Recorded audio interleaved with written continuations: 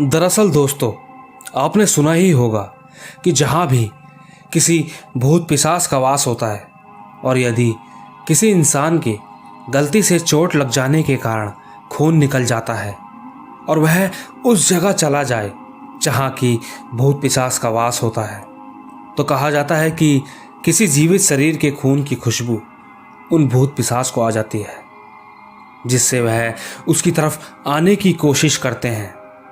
कुछ ऐसा ही हुआ था मध्य प्रदेश में रह रहे एक परिवार के साथ, जो कि काफ़ी समय तक परेशान रहे।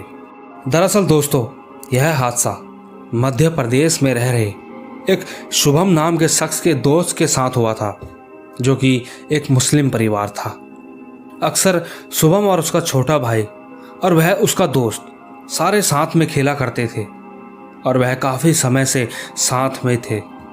वह साथ में खेलते खेलते ही बड़े हुए थे, परंतु उन्हें कहाँ पता था कि कभी उनके जीवन में कोई ऐसा मोड़ भी आएगा जो उन्हें तंग करके रख सकता है। दोस्तों, ये बात तब की है जब उन सभी बच्चों की उम्र लगभग 7 से 8 वर्ष की थी। दरअसल अचानक एक दिन मुस्लिम परिवार में शुभम के दोस्त आदिल की बुआ की मृत्यु हो गई और वहाँ सब कुछ बदल सा गया। परंतु किसी को इस बात की खबर नहीं थी कि अब आगे क्या होने वाला था। आदिल भी उस समय अपने पापा के साथ कब्रिस्तान गया हुआ था और उस समय आदिल के हाथ में चोट लगी हुई थी और उसके हाथ से खून निकल रहा था।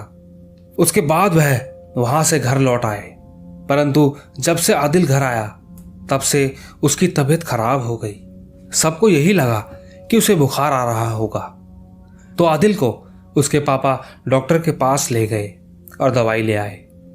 परंतु उस दवाई से आदिल की तबीयत में कुछ फर्क नहीं पड़ रहा था और भी वो दिन पर दिन उसकी तबीयत बिगड़ती ही जा रही थी। परंतु अचानक एक दिन शुभम के घर आदिल का भाई आया और शुभम की दादी को बोलने लगा कि आदिल की तबीयत आजकल ठीक नहीं है, वह अजीब अजीब सी हरकतें कर रहा है। शुभम की दादी को थोड़ा इन चीज़ों का अंदाजा भी था। वह तुरंत आदिल के घर गए। शुभम भी अपनी दादी के साथ साथ वहां गया। जब वह वहां पहुंचा तो उन्होंने देखा कि वहां आदिल अपने बेड के नीचे छुपा है और वह बार बार घर के दरवाजे की तरफ देखकर एक ही बात कह रहा है कि वो मुझे ले जाएगा। वह दरवाजे पर खड़ा है। ऐसा सुन शुभम को भी डर लगने लगा, क्योंकि वह अभी बच्चा ही था। शुभम अपनी दादी के पीछे छुप गया। उसे भी डर लगने लगा था कि अचानक आदिल को ये क्या हो गया है, वह ऐसी हरकतें क्यों कर रहा है। किसी को कुछ भी समझ नहीं आ रहा था।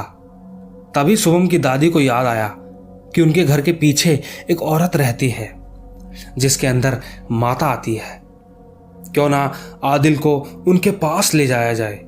उन्होंने तुरंत आदिल को पकड़ा और उनके पास ले जाने लगे, परंतु रास्ते में ही आदिल ने शुभम की दादी को धक्का दे दिया और वह करीबन 5 या 6 फीट दूर जाकर गिरी।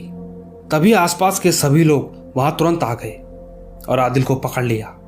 सब समझ गए थे कि कोई 5 साल का बच्चा किसी को इतनी तेज धक्का नहीं दे सकता, जरूर यह कोई बुरी शक्ति है। और उन्होंने आदिल को पकड़ लिया और उस औरत के पास ले जाने लगे कि अचानक तभी उस औरत को वहां बैठे भी एहसास होने लगा कि उसकी तरफ कोई बुरी शक्ति आ रही है। जब आदिल को उनके पास ले जाया गया तो उन्होंने सबको एक तरफ होने को कहा और आदिल से पूछा कि वह कौन है। तो आदिल की आवाज़ किसी आदमी जैसी हो गई थी और उसने बताया कि वह जिन है, जो कि आदिल के हाथ से बह रहे खून की खुशबू से आया था और उसे अपने साथ ले जाएगा। यह सब सुनकर सब डर गए और रोने लगे कि तभी उस औरत ने उस जिन के ऊपर गंगा जल फेंका और उसे आदिल के शरीर से बाहर निकाला और उस जिन से कहा कि जहां से आए हो वहीं लौट जाओ, इसे छोड़ दो, यह अभी बच्चा है।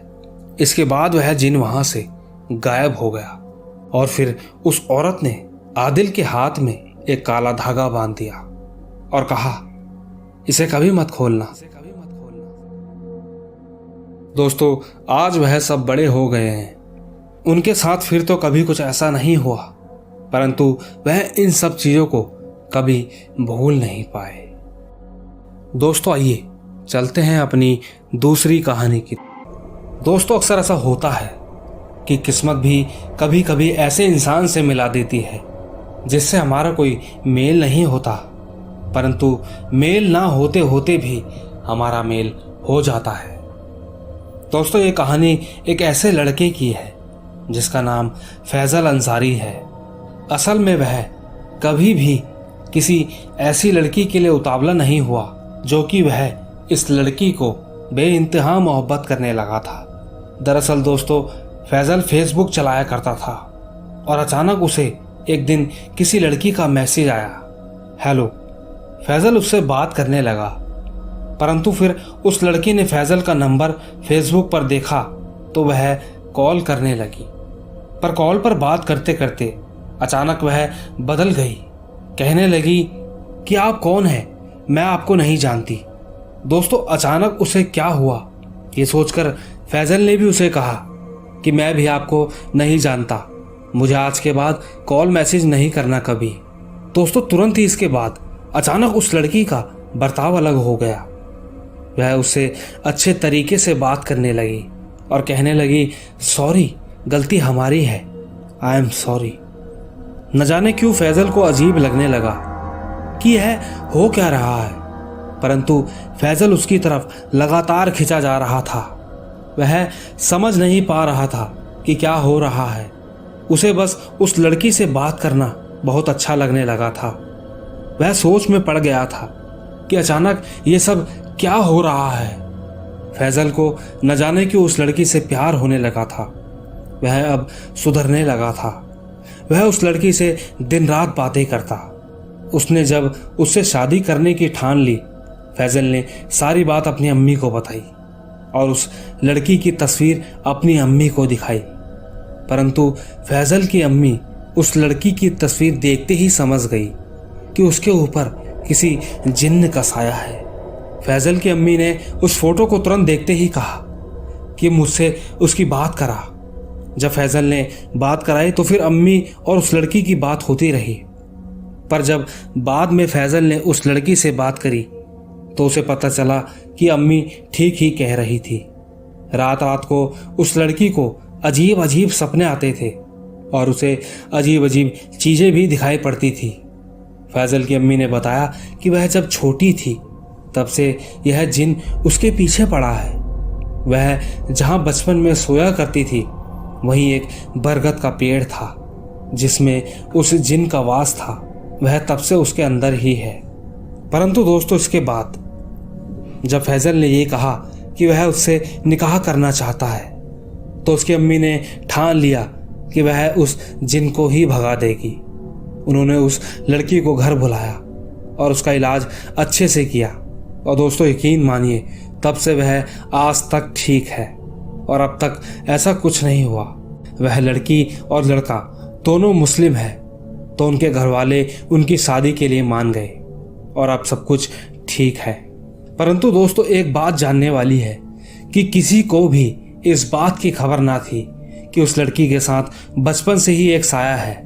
यह उसकी किस्मत ही थी कि जाने अनजाने में वह फैजल से बात करने लगी और आज वह बिल्कुल ठीक है।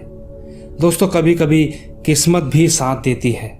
अब कुछ समय बाद उसकी शादी है और वह बहुत खुश रहेंगे। दोस्तों, आइए चलते हैं अपनी आखिरी कहानी की तरफ। आइए सुनते हैं। नमस्कार दोस्तों, मेरा नाम धनपति शाही है और मैं लखनऊ की रहने वाली हूँ। दरअसल दोस्तों, काफ़ी अरसे से मैं आपको यह बात बताना चाहती थी कि किस तरीके से मैंने उस डर का सामना किया, परंतु आज तक मैंने यह बात किसी को नहीं बता पाई या फिर बोलने की कोशिश भी करी तो किसी से कुछ कह नहीं पाई। दरअसल दोस्तों, यह घटना हमारे साथ तब घटी थी जब 1985 में मैं अपनी ट्रेनिंग के सिलसिले में शाहजहांपुर गई थी। मेरे साथ मेरी छोटी बेटी थी और साथ में एक पहचान का लड़का जिसका नाम सुभाष था। जब हम वहां पहुंचे तो वहां किसी विश्वनाथ धर्मशाला नाम की एक जगह में ठहरे। पहले तो वहां सब कुछ ठीक लग रहा था, परंतु हम नहीं जानते थे कि किस पल हमारे साथ क्या होने वाला था। हमने शाम को ही वहीं खाना खाया और जब सूरज ढल गया तो वापस अपने कमरे में आ गए, परंतु हमें वहां होने वाली किसी भी घटना का कोई अंदाजा नहीं था। उस समय रात के करीबन 12:30 बज रहे थे और मैं वॉशरूम जाने के लिए उठी, परंतु जैसे ही मैंने दरवाजा खोला तो देखा कि एक औरत मेरे ठीक सामने थोड़ी सी दूरी पर सफेद साड़ी पहने खड़ी थी, जो लगातार मेरे तरफ ही देखी जा रही थी।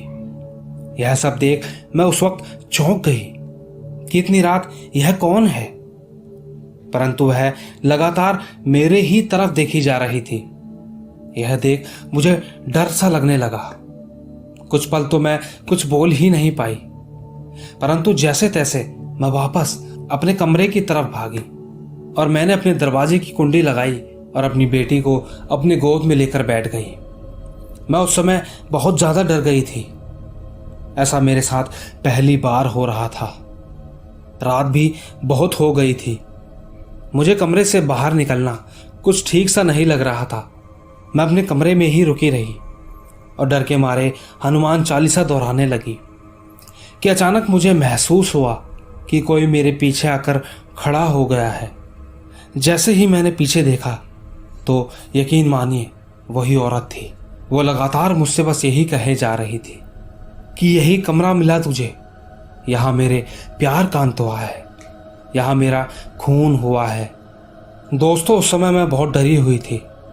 मुझे नहीं समझ आ रहा था कि मैं क्या करूं, किसे आवाज लगाऊं, परंतु वह अचानक यह कहकर गायब हो गई। मैं उसके बाद पूरी रात सो नहीं पाई। मुझे बहुत डर लग रहा था। बस पूरी रात मैं इधर उधर ही देखे जा रही थी। इसके बाद सुबह के 4 बज गए जब धर्मशाला के बगल से भगवान के गीतों की आवाज आने लगी। तो वहां पास में ही एक मंदिर था जहां से इन गीतों की आवाज आ रही थी। यह सब सुनकर मुझे थोड़ी तसल्ली हुई, परंतु मुझे नींद अब भी नहीं आ रही थी। लेकिन अब सुबह के 6 बज गए थे। मेरी बेटी भी उठ गई थी। मैंने अपनी बेटी को लेकर मंदिर में जाने का फैसला किया और हम कमरे से निकल ही रहे थे कि एक गार्ड वहां आ गया। वह मुझसे उम्र में कुछ बड़ा था, तो उन्होंने मुझसे न जाने क्यों पूछा कि क्या हुआ बेटी, तुम बहुत घबराई हुई सी लग रही हो। मैंने किसी से कुछ नहीं कहा, परंतु मेरे चेहरे से मानो डर छुपाए नहीं छुप रहा था। उन्होंने कहा, चलो बेटा मेरे यहाँ चलो, शायद तुम्हें थोड़ा ठीक लगे। दोस्तों, उसके बाद मैं वहां गई। उनकी पत्नी हमारे लिए चाय बनाकर लाई और उन्होंने भी पूछा कि क्या हुआ बेटी। उन्होंने मुझसे इतनी प्यार से पूछा कि मैंने उन्हें चाची कहा और अपने साथ हुई सारी बात बताई। मैंने उन्हें रात की सारी बात बताई। उन्होंने कहा, मैनेजर ने तुम्हें वह कमरा क्यों दिया, उसके बारे में तो सब जानते थे। तो मैंने पूछा कि चाची जी क्या हुआ था उस कमरे में। तो उन्होंने मुझे बताया कि कुछ समय पहले 2 लड़के वहां एक लड़की के साथ आए थे। उन्होंने उस लड़की का गला दबाकर उसे वहीं मारकर ताला लगाकर चले गए थे। जब 2 दिन बाद मैनेजर को शक हुआ तो उसने पुलिस को फोन किया। पुलिस वालों ने वह ताला तोड़वाया तो पता चला कि उस लड़की की लाश वहीं पर पड़ी थी। और जब पुलिस वाले लड़कों के बताए पते पर गए तो पता चला कि वह फर्जी पता था। वह लड़की बहुत ही सुंदर थी, लेकिन अब मरने के बाद वह उस कमरे में किसी को रहने नहीं देती। जो भी वहां रहता है डर के मारे वहां से भाग जाता है। दोस्तों, यह सब सुनकर मैं काफी डर गई थी और मैंने मैनेजर को बहुत सुनाया और कहा कि मैं पुलिस को कंप्लेंट करूंगी। न जाने क्यों वह मैनेजर बहुत डर गया। उसने कहा, मैं आपको सही कमरा देता हूं, मुझे माफ कर दो। तो मैंने फिर उसे कुछ नहीं कहा। ट्रेनिंग खत्म होने के बाद मैं वापस लखनऊ तो आ गई, परंतु वह डर मैं कभी भूल नहीं पाई। वह डर आज भी मुझे याद रहता है। इतने वर्ष हो गए, परंतु जब भी मुझे वो घटना याद आती है तो मेरी रूह कांप उठती है, क्योंकि उस डर को मैं आज तक भुला नहीं पाई हूँ। दोस्तों, आपको हमारी ये कहानी कैसी लगी, कृपया कमेंट बॉक्स में ज़रूर बताएं। और अगर आप भी हमें अपनी कोई कहानी भेजना चाहते हैं तो डिस्क्रिप्शन बॉक्स में हमारा व्हाट्सएप और टेलीग्राम का लिंक है, जिस पर आप हमें अपनी कहानी भेज सकते हैं। हम उसे अपने शो में ज़रूर शामिल करेंगे। तो जल्द ही आप